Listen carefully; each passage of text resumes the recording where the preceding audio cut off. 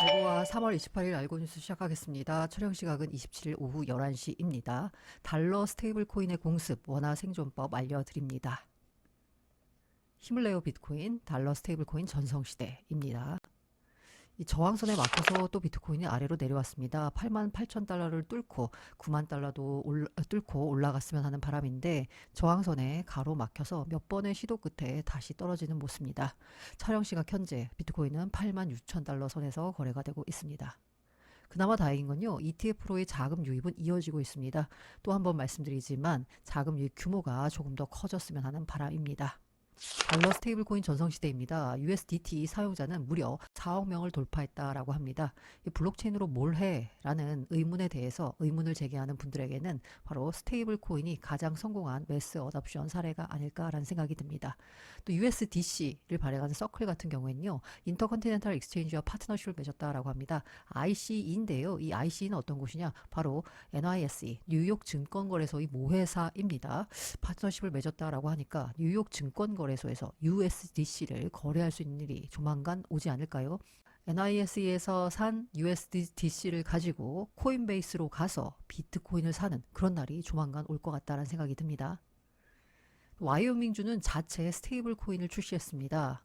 이렇게 되면 이 와이오밍 주 안에서는 아마 이 자체 스테이블 코인이 달러처럼 쓰이게 될 것 같고요. 그렇게 되면 스테이블 코인 발행사가 얻는 각종 수익을 와이오밍 주가 갖게 되는 거죠. 그렇게 되면 아마도 주정부 재정 확충에 기여할 것으로 기대가 됩니다.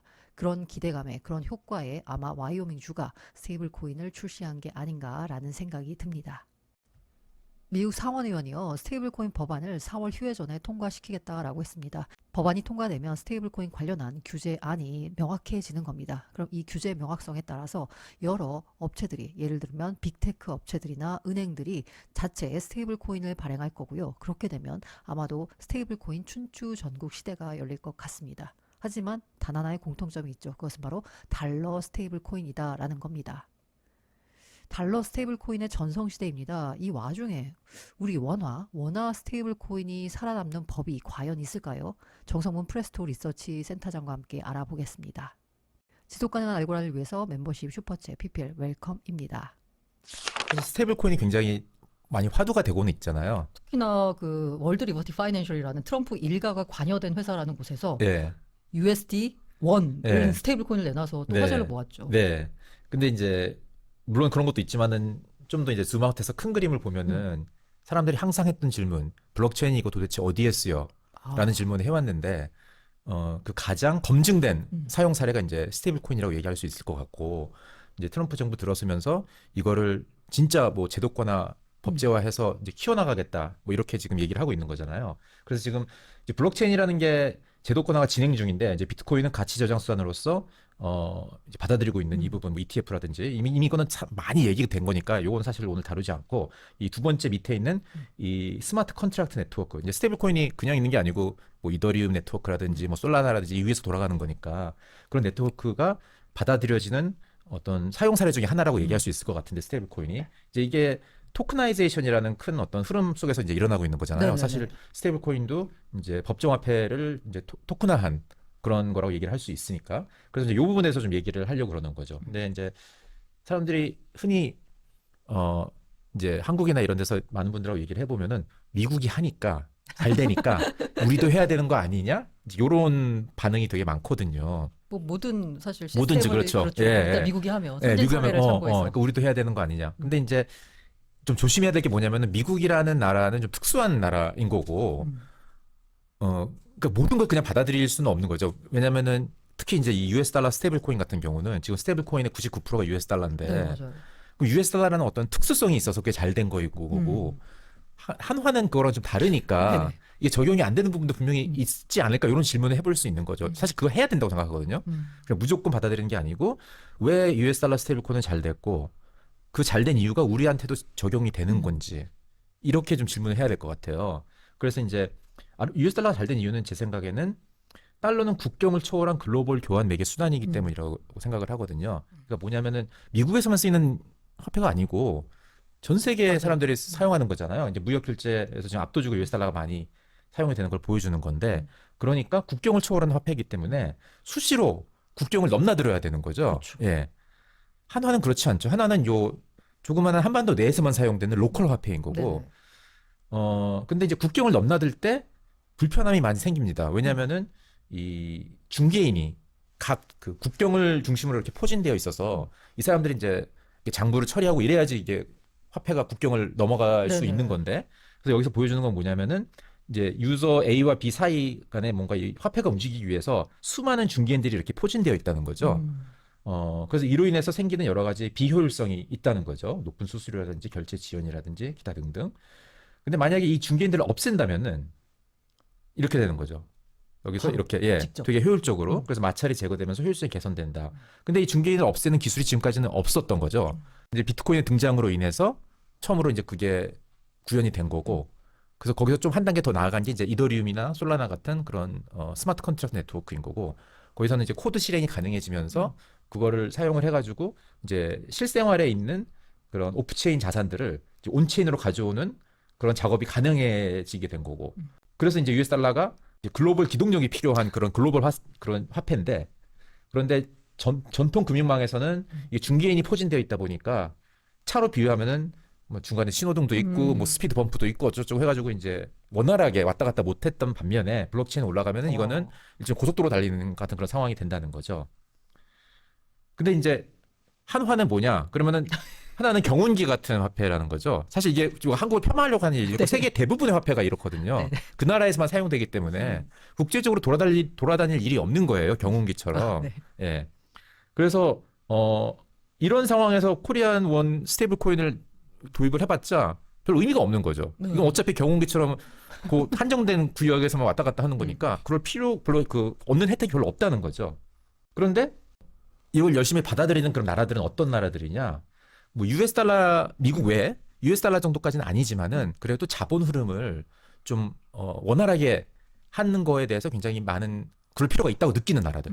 그것이 가져다주는 경제적 혜택이 굉장히 크다고 느끼기 때문에 블록체인 등장 이전부터 그 나름 되게 비효율적인 이 레가시 뱅킹 시스템 안에서도 나름 노력을 해가지고 그런 마찰을 많이 없애려고 노력해왔던 그런 나라들이 있거든요. 특히 이제 금융허브, 맞아요. 홍콩이라든지 싱가포르라든지 여기는 금융허브가 어떤 그 국가의 그 서바이벌 모델이기 때문에 계속 그런 마찰들을 없애기 위해서 이미 많은 일을 해왔던 그런 나라들이란 말이죠. 금융 체제라든지 조세, 법규 체제가 이미 그런 거에 최적화되어 있고 그런 나라들이 있는데 이런 나라들은 그러니까 블록체인과 어떤 높은 PMF, 이제 프로덕트 마켓 핏이라는 단어인데 이게 스타트업에서 많이 사용하는 단어인데 새로운 어떤 테크놀로지가 나왔을 때 그거랑 마켓이랑 뭔가 이 궁합이 있냐, 그런 뜻이거든요. 그러니까 블록체인과 높은 PMF를 보유한 나라들이 있다는 거죠. 이 나라, 이 전 세계에는. 그 구체적으로 누구냐? 제가 일일이 전 세계 나라들을 다 보지는 않았지만은 이걸 대신 해준 기관이 있어서 그걸 참고를 하면은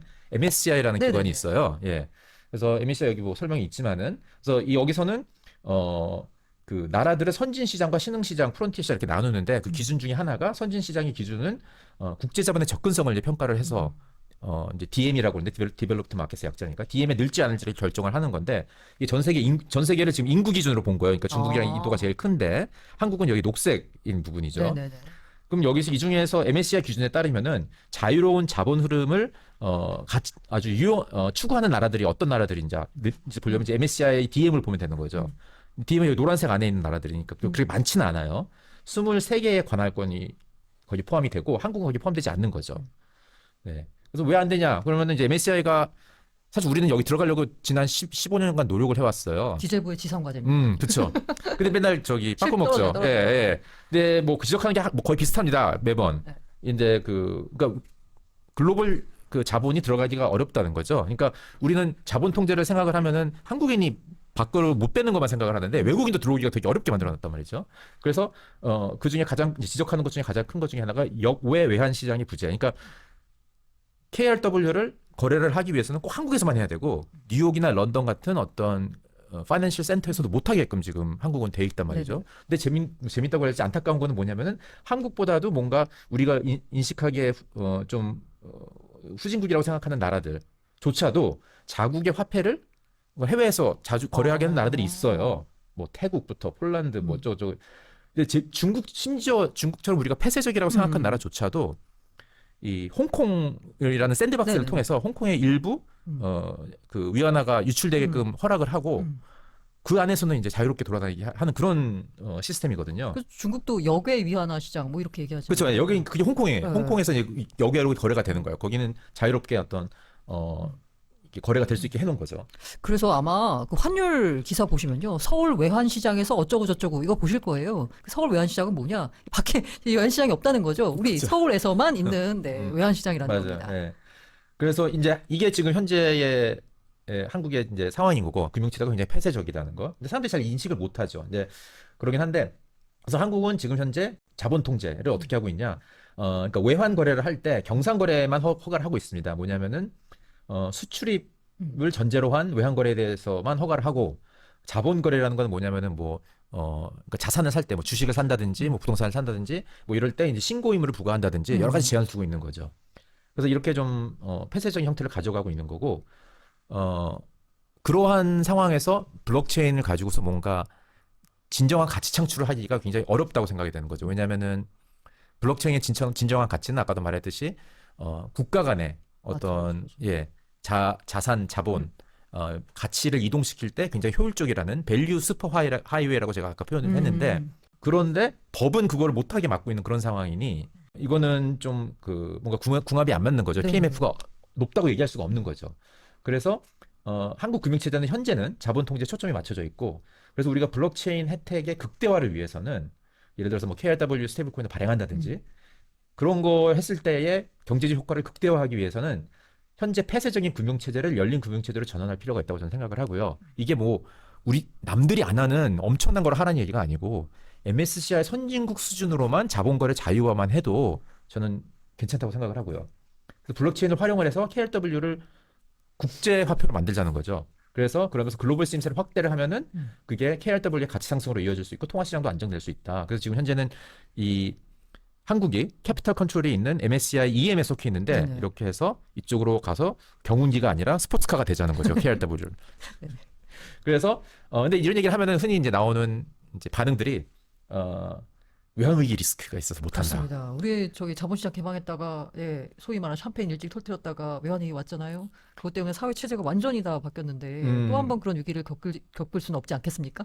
이제 그렇게 많이 얘기를 하는데 네. 이제 인과관계가 조금 저는 이제 동의하기 어려운 부분이 있어요. 네. 예, 그게 뭐 그걸 열었기 때문에 왔다기보다는 당시에 펀딩 관리를 잘 못한 거거든요. 그러니까 장기 단기로 돈을 해외에서 빌려와 가지고 장기 채권에다가 투자를 하던 그러니까 이게 듀레이션 미스매치라고 이렇게 얘기를 하는데 그러니까 그런 거는 그리고 또 한 가지 이제 뒤에 가서 얘기를 하겠지만은 다른 나라는 다 하고 있습니다. 그러니까 우리는 다른 나라도 외환 위기 리스크나 자금 세탁 리스크 다 그런 걸 상관 안 하는 나라들이 아니에요. 예, 다 그걸 지켜야 되는 나라들인데 자본 흐름을 통제를 하지 않고 열린 체제를 가져가면서도 다 이거 리스크 관리하고 있다는 거죠. 그래서 자유로운 자본 흐름과 이 두 가지 리스크는 공존할 수 있는 거고 오히려 국제화된 화폐는 더 안전하다고 얘기할 수도 있는 거예요. 왜냐하면 화폐 사용 범주가 국내로 제한되지 않기 때문에 예를 들어서 우리가 한국의 수출 기업이 인도네시아 가가지고 뭔가 수출하고서 인도네시아 그 회사들이 인도네시아 루피아로 결제를 하겠다 그러면 우리 달러 내나 이럴 거 아니에요. 당연하죠. 예. 인도네시아 루피아는 거기서밖에 못 쓰는 거고 달러는 여러 데서 쓸 수 있는 거니까 마찬가지로 한국 원화도 우리가 결제하겠다고 원화로 결제하겠다면 아무도 안 받을 거란 말이죠. 외국 회사들은. 그렇지만 이 원화가 해외에서 다른 데도 쓰임새가 많은 그런 화폐가 되면은 오히려 더 그거를 뭐 받아도 괜찮다는 그런 상황이 될 수도 있는 거고요. 이런 얘기를 하면 자본 통제를 너무나 우리는 당연한 거로 받아들이고 네. 아무도 질문을 이거에 대해서 뭔가 이렇게 의의를 제기를 잘 안 해요. 예. 거의 뭐 그냥 숙명으로 받아들이는 경향이 있다고 저는 생각을 하는데 이제는 저는 사실 조금씩 목소리를 내야 될 때가 왔다고 생각을 하고요. 사실 예를 들어서 가상자산 그 법인 거래도 못하게 했던 걸 이제 처음 의의를 제기를 했던 게 벌써 한 3년 되는데 이제 겨우. 예. 그렇지만 처음에는 그게 못 될 거라고 생각을 했지만 자꾸 내다 보니까 이제 지금 물론 이제 국제 정세가 달라진 것도 있고 트럼프가 당선 이런 것도 있긴 하지만은 이게 결국에는 되는 것처럼 지금은 제가 이런 얘기하면 이게 뭔 소린가 다들 이렇게 얘기를 하시겠지만은 예 조금씩 저는 목소리를 내면은 그 타당성을 그리고 우리가 얘기를 더 많이 하면 할수록 뭔가 될 수도 있다고 저는 생각을 해요. 네. 그래서 근데 일단 우리 인식에 어떤 좀 개편이 필요한데 그 중에 하나가 이거죠. 자본 흐름의 통제를 우리는 당연하다고 생각하는데 이와 비슷한 예로 우리는 자본 흐름뿐만이 아니라 사람의 움직임도 통제를 했던 시절이 있었습니다. 네네. 네. 그러니까 예를 들어서 해외여행. 음. 우리 이거 자유한 게 1989년이거든요. 네네. 그 이전까지는 뭐 함부로 못했어요. 근데 여기 보면 이게 뭐냐면 어떤 기자분이 블로그를 쓰시는데 30년 전에 무슨 일이 있었을지 이제 기사를 보다가 이런 기사를 네네. 보고서 너무 놀래가지고 화들짝 놀래면서 써놓은 거예요. 이게 무슨 뜻일까요? 설마 이때는 45세 미만이 마음대로 해외여행을 살 수가 없다는 걸까요? 개인 자유가 보장되는 민주국가에서 이게 무슨 말도 안 되는 얘기인가 싶겠지만 사실입니다. 이분은 대부분 젊은 기자분인 것 같은데 이게 너무 이상하다고 느끼는 거죠. 이랬다는 게. 지금은 너무나 당연한 거지만은 옛날에는 이거를 이렇게 했고 그 당시 사람이 이게 당연한 걸로 생각하고 살았던 거예요. 그런 것처럼 지금 우리의 자본 통제도 우리는 지금 이게 뭐 그냥 숙명으로 받아들이지만은 사실 잘 생각해 보면은 이분이 여기서 얘기하는 것처럼 개인의 자유가 보장되는 민주국가에서 말도 안 되는 얘기 같은 상황이라고 볼 수 있다는 네. 거죠. 그 이전엔 더 했습니다. 그 이전에 통일금지도 있었어요. 그쵸. 12시 지나면 막 못 돌아다니고. 맞아요. 네. 잡혀가고. 두 번째는 뭐냐면은 이게 일본 위성방송 침투 해프닝 이거 아세요? 이건 잘 모르겠어요. 잘 몰라요? 네. 이게 뭐냐면은 80년대 한 중반쯤인가? 이제 일본에서 이제 그 자기들 TV 네트워크 방송을 좀 원활하게 위해서 위성을 써가지고 거기서부터 이제 방송을 이렇게 그래서 왜 부산 같은 데 가면은 그쵸. 일본 방송 잡히잖아요. 맞아요. 예, 이거 뭐 안테나 뭔가 네, 설치하면 네. 잡히고. 근데 이거를 문제 삼은 거예요, 한국에서는. 음. 그 외색이 짙은 일본에 그런 뭐 야한 뭐 그런 컨텐츠라든지 이런 게 들어오면은 우리의 그 정서를 해친다. 네. 외색 문화가 스며들면 큰일 난다. 뭐 우리의 문화의 정체성까지 흔들어 버린다. 제2의 예속화하면서 막 서울대학교 높으신 그런 교수님들 불러가지고 실태조사 막 이런 거 하고 그때의 신세대들은 일본 유행가를 부르며 잘할지도 모르는 일이다. 뭐 이렇게 걱정을 하셨더라고요. 네. 근데 지금 이제 몇십 년 지난 다음에 돌이켜 보면은 이게 일단 이건 어떤 이 정보가 왔다 갔다 하는 게 점점 되게 쉬워지면서 두 나라의 이제 컨텐츠가 되게 왔다리 갔다리 가는 게 네네네. 쉬워진 건데 네. 그러면서 우리는 또 이제 해외여행 자유도 하고 그러면서 우리나라의 그 대중 그 아티스트들이 막 제가 지금도 기억하는 게 그 서태지가 잠깐 쉰다고 뭐 나가가지고 LA 한 뭐 반년 있다가 들어오고 뭐 네네네. 이랬거든요. 네. 그 전에는 그런 게 없었죠. 그렇게 해외에 나가서 6개월씩 작업하다가 돌아오고 이러는 게 그렇지만 이제 그런 것들 전부 다 밑거름이 돼가지고 네네. 한국의 그 문화를 강하게 만드는 요소였던 거고 오히려 지금 몇십 년 지나서는 K 컨텐츠가 오히려 더. 강해진 계기가 된 거잖아요. 오히려 일본 애들이 지금 한국 노래를 부르고 약간 이런 거꾸로 된 상황인데 그러니까 이게 뭘 우리의 교훈이 뭐냐면은 일단 이 기술이 발전이 되면서 우리가 막을 수 없는 것들이 있는데 이걸 갖다 억지로 이거 들어오면은 큰일 나. 뭐 우리 예속화돼 뭐 이렇게 하면서 그럴 게 아니라 이런 거는 그냥 오히려 열어버리고 우리가 그냥 사실 민간 부분은 그냥 우리가 믿으면 될 것 같아요. 한국 사람이 저는 굉장히 똑똑하다고 생각을 하고 적응력도 빠르기 때문에 그런 상황에서 이 국제사회에서 이렇게 인터랙션을 통해 가지고 우리를 키우면은 오히려 이게 더 그냥 문화를 더 견고하게 만드는 그런 기회가 될 수 있다고 생각을 하거든요. 자본도 저는 이제 자본시장도 마찬가지로 생각을 하는 거예요. 그러니까 지금 자본시장의 자유화를 촉진시키는 그런 블록체인 기술이 나왔고 그런 이걸 갖다 열심히 막으려고 해봤자 소용이 없는 거거든요. 소용이 없는 거기 때문에 이걸 갖다가 우리가 단계적이라더라도 받아들이면서 해서 우리나라의 그 금융산업을 좀 업그레이드 시킬 수 있는 하나의 자극제나 어떤 그런 기회로 삼는 게 오히려 더 장기적으로 봤을 때는 우리 네. 후세들을 위해서라도 이렇게 해야 되지 않을까 이런 생각을 하는 거죠. 그다음에 세 번째는 뭐냐면 이제 외환위기 관리에 관한 얘기인데요. 외환위기 때문에 자본 통제 해야 된다 이런 분들. 자, 일단 US 달러는 기축통화니까 그거는 알았어. 얘네는 센 화폐니까 그건 빼놓고 치다 하더라도 네네네. 비기축통화인데 외환거래가 자유롭게 하는 국가들이 있어요. 그 외환거래가 자유로운 국가들은 이제 또 아까 말씀드린 MSCI 선진국 지수 기준으로 보면은 12개 나라들이 있는데 이제 그 비기축통화를 갖고 있는 12개 나라 이거죠. 그러니까 뭐 독일이나 이런 거 뺏으면 독일은 유로를 쓰니까 네. 이거는 일종의 반비기축통화라고 생각을 하고 그렇지 않고 자기 나라만 쓰는 고유의 화폐를 갖고 있는 나라들 중에서 외환거래가 자유로운 국가들이 12개나 있습니다. 네. 호주, 캐나다, 덴마크, 뭐 이스라엘, 뭐 일본도 그렇고 노르웨이, 스웨덴, 기타 등등. 이런 나라도 하는데 왜 우리는 못 하는 거죠? 우리나라의 화폐 통화량이 작지가 않아요. 네. 네. 지금 이게 한 5조 5 트릴리언 달러니까 5조 달러가 맞나요? 5조 달러인데 뭐 영국하고 이거 사실 좀 약간 오래된 2018년 기준인데 지금은 많이 따라잡았을 거예요. 그러니까 이게 작은 화폐가 아닌데 요거를 지금 현재는 이 우리나라 한반도 안에서만 왔다 갔다 하게 만들어 놓은 거죠. 그럼 저렇게 외환 거래가 자유로운 국가들 뭔가 공통점이 있나요? 좀 특징이라 할까? 딱히 하나로 묶긴 좀 어렵나요? 예, 하나로 묶기는 좀 어렵죠. 기본 공통점이 있다면은 음. 자유로운 자본 거래가 자기네 경제에 플러스가 된다고 일단 생각하는 것 같아요. 이 나라들은 다. 아, 막는 게 능사가 아니고. 네네. 근데 사실 그렇거든요. 그러니까 음. 뭐냐면은 특히 한국처럼 기름 한 방울 나지 않고 음. 무역에 의존해야 되는 경제라면은 음.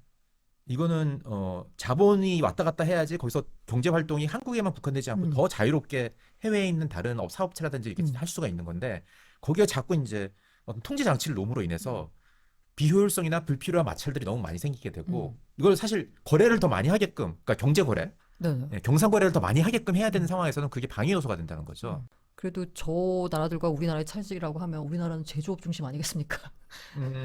그쵸. 근데 사실 그러다 보니까 금융자본이 제조 자본을 약간 이렇게 네, 뭔가 제조업 산업을 약간 갉아먹을까 봐 그러니까 걱정이 돼서 그런 거 아닐까? 그러니까 뭐 그러니까 이게 얼마든지 만들어낼 수 있죠. 그러니까 네. 옛날에 조선 시대 때 이제 길이 되게 없었는데 음. 그 길을 잘 안 만들었어요. 그 외국인 선교사들이 와가지고 보니까 너무 그 길이 질퍽질퍽하고 제대로 안 된. 네네. 예. 왜 그랬더니 이제 그 조선 시대에는 다들 그 길을 닦으면은 오랑캐가 쳐들어온다라고 생각을 해서 아, 이제 어떤 일종의 국방을 위해서 그렇게 길을 안 만들었다고 하더라고요. 그렇구나. 그런 거죠. 그러니까 근데 국방은 사실 군사력을 키우고 외교를 통해서 해결하는 거지 길을 길을 안 안 만드는 거 만든다고. 아니거든요.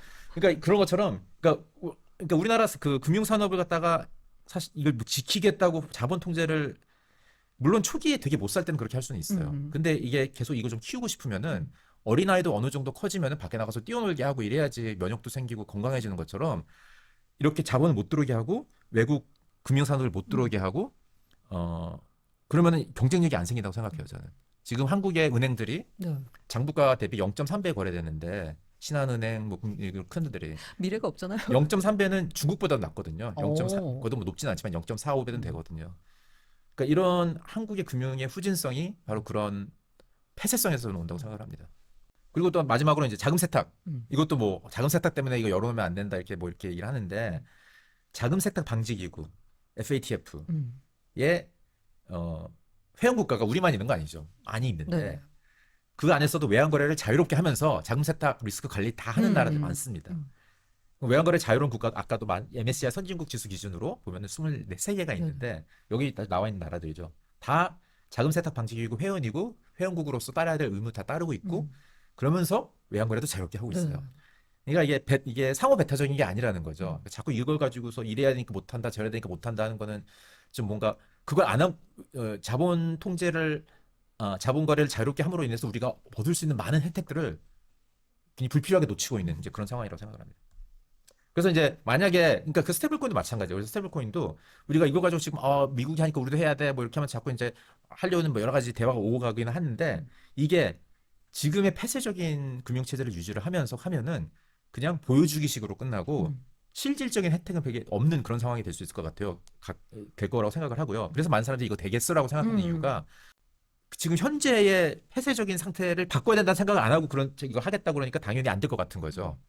그래서 이걸 되게 하려면은 일단 그러니까 되게 한다는 거 보면 실질적으로 사람들의 혜택이 있어야 되거든요. 네, 예. 맞아요. 실질적인 경제 혜택을 느끼고 그리고 이게 제로섬이 아니고 제로섬은 뭐냐면은 예를 들어서 남이 하던 걸 그냥 우리가 가져오는 게 아니고 새롭게 그냥 모두가 혜택이 돌아갈 수 있는 그런 파지티브 썸의 그런 결과를 만들어내려면은 일단 우리가 열린 금융 체제로 전환을 해야 된다고 생각을 하고 그리고 뭐 통화 주권을 유지를 위해서 우리가 해야 된다 이렇게 말하는 사람들이 많이 있는데 이 블록체인 기술을 디펜스의 도구가 아니고 오펜스의 도구로 우리가 생각을 하면은 통화 주권 유지도 자연스럽게 해결된다고 생각을 합니다. 그러니까 이게 블록체인은 방패가 아니고 창이라고 생각을 해야 되는 거죠.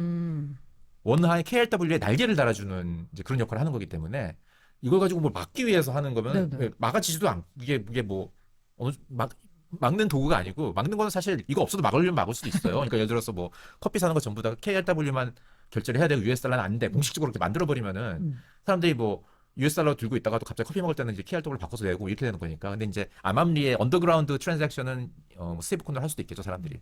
근데 어쨌든 이거는 그게 주된 이유가 돼서는 안 되고 우리가 KRW를 국제화하면서 글로벌화하겠다는 요 정도의 마음을 갖고서 할 거면은 할 가치가 있다는 거죠. KRW 스테이블 코인이. 그래서 이제 좀 구체적으로 좀 더 얘기를 하면은 이제 지금 일단 이게 처음에는 근데 당연히 뭐 이렇게 국내에서 에서만 KRW 스테이블 코인은 국내에서만 사용하는 걸로 시작을 할 수는 있어요. 처음에 우리가 좀 연습 좀 해야 되니까 이게 어떻게 잘 작동하고 이런 거. 그러니까 처음에는 이제 하되 그렇게 큰 여기서는 경제 효과는 기대할 수는 없는 거고. 네네. 예. 어차피 중개인을 한국에서 제거할 수 있는 중개인은 이미 굉장히 그 효율화되어 있기 때문에 매출 대비 비용 절감이 제 계산에 의하면은 되게 작습니다. 예.